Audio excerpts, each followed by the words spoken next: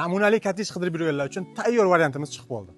O'tchoparni to'g'risidan namunali kottej so'raganlar uchun mana shunaqa 6 sotiq, razmerlari 20 ga 30 shunaqa kottejimiz chiqib qoldi. Ana shuni sizlar bilan bitta ko'rib chiqamiz.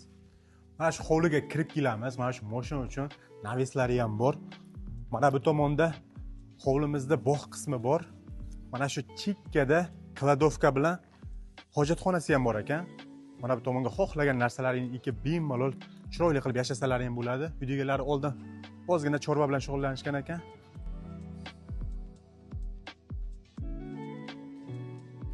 Mana shu uyga kirib kelamiz. Kirishimiz bilan chap qo'lda mana shunaqa duh kontrning kotyol va ariston bor ekan. O'ng qo'lda mana shu o'zingizga qarab oynadan ko'chaga chiqib ketishingiz mumkin.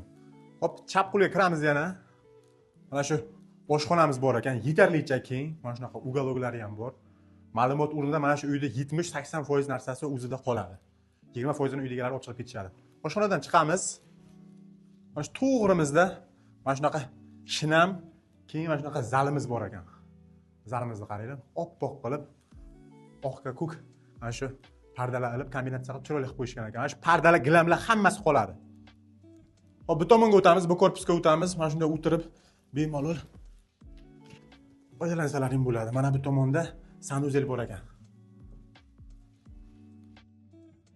Bu tomonga ko'chamiz. Mana bu tomonda xonamiz bor. Buni spalniy qilib qo'yishgan ekan.